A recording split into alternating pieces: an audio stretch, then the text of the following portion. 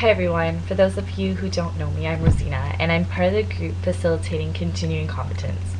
I thought a fun way of facilitating this standard would be to make a video, and my group members like that idea too. It's a little bit more interactive than reading an article. So the first thing I'd like to cover is the standard itself, as stated by the CNO.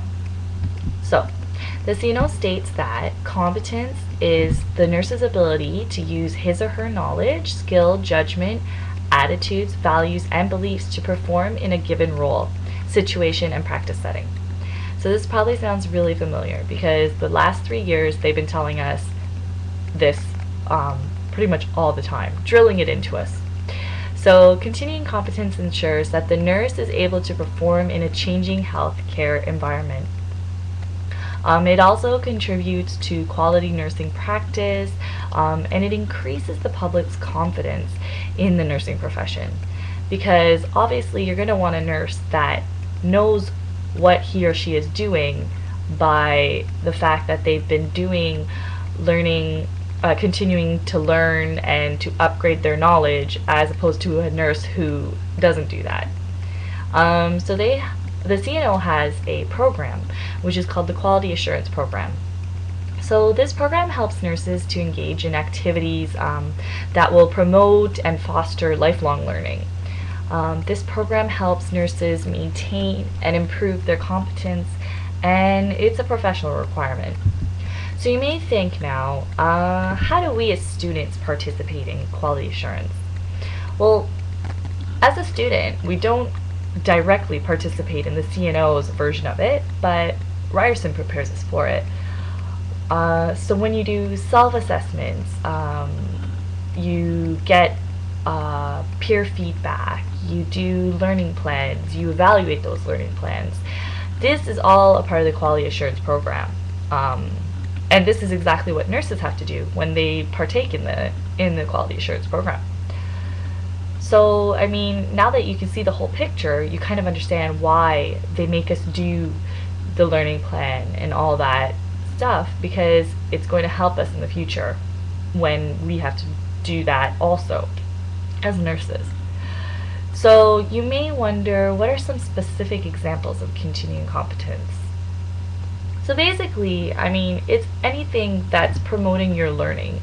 But some specific examples could be when you don't know a diagnosis, you go and you look it up. If you forget what a drug does or its side effects, you pull out your drug handbook.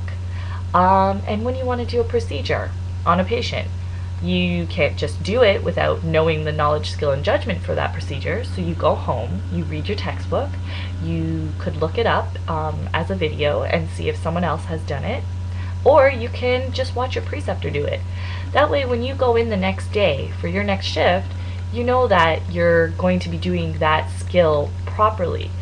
That procedure properly with the right knowledge, skill, and judgment to do it. Because you have the research and the backup to understand what you're doing and therefore apply that knowledge in order to help that patient. So it's basically a continuous learning process. Reflections are another really great way of ensuring that you're competent, because you're taking a situation that happened to either you or something that you witnessed, and you're reflecting on it. You're analyzing that situation. You're looking at ways that you can make that situation better, and therefore you're looking at ways you can improve yourself and your own practice. And so as a nurse, you would take part in reflective practice also.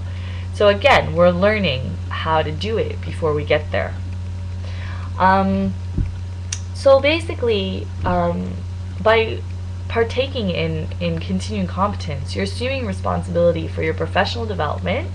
You're investing your time, your effort, and other resources to improve your knowledge and skills and judgment.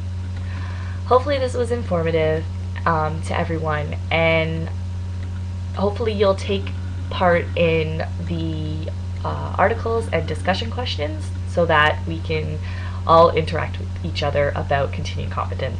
Thanks.